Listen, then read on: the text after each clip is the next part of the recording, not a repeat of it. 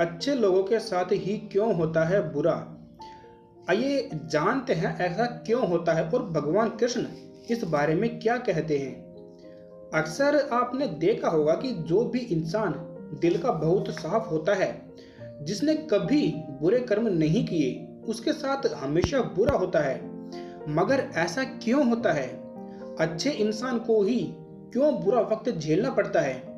अधिकतर लोगों को इसके पीछे का रहस्य नहीं पता होता, इसलिए आज हम आपको बताने जा रहे हैं कि ऐसा क्यों होता है। इसका वर्णन भगवत गीता में भगवान कृष्ण ने किया है। भगवत गीता एक ऐसा ग्रंथ है, उसमें इंसान के मन में उठने वाले हर सवाल का जवाब मिल जाता है। भगवत गीता में वर्णित कथा के अनुसार एक नगर में दो पुरुष रहते थे। पहला व्यापारी जो बहुत ही अच्छा इंसान था, धर्म और नीति का पालन करता था, भगवान की भक्ति करता था और मंदिर जाता था। वो सभी तरह के गलत कामों से दूर रहता था। वहीं दूसरा व्यक्ति जो कि दुष्ट प्रवृत्ति का था, वो हमेशा ही अनीति और अधर्म के कारण काम करता रहता था। वो रोज मंदिर से पैसे और चप्पल चोराता था, झूठ बोलता और नशा करता था। एक दिन उस नगर में तेज बारिश हो रही थी और मंदिर में कोई भी नहीं था। ये देखकर उस नीच व्यक्ति ने मंदिर के सारे पैसे चुरा लिए और पुजारी की नजरों से बचकर वहां से भाग निकला। थोड़ी देर बाद जब वो व्यापारी दर्शन करने के उद्देश्य से मंदिर गया तो उस पर चोरी करने का इल्जाम लग गया। वहां मौजूद सभी लोग उसे भला बुरा कहने लगे। उसका खूब अपमान हुआ। जैसे तैसे वो व्यक्ति मंदिर से बाहर निकला और बाहर आते ही एक गाड़ी ने उसे टक्कर मार दी। वो व्यापारी बुरी तरह से चोटिल हो गया। उसी वक्त उस दुष्ट को एक नोटों से भरी पोटली हाथ लग गई।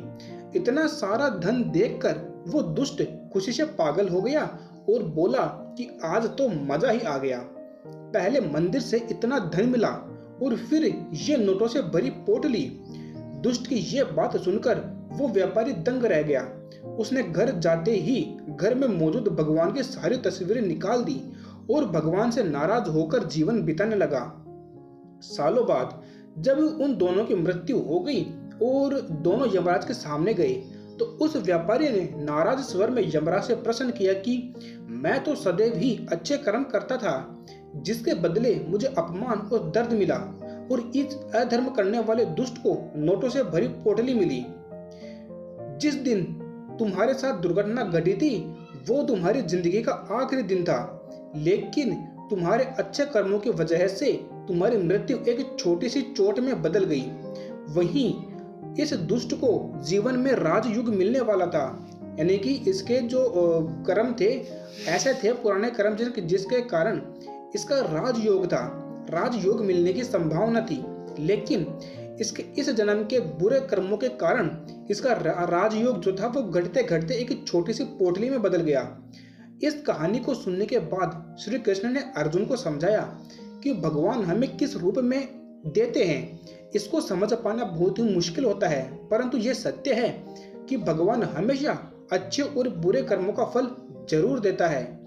अतः व्यक्ति को चाहिए कि जीवन में आने वाली परेशानियों से घबराना नहीं चाहिए और व्यक्ति को सदैव अच्छे कर्म करना चाहिए, क्योंकि उसका फल किसी न किसी रूप में उसको जरूर मिलता है।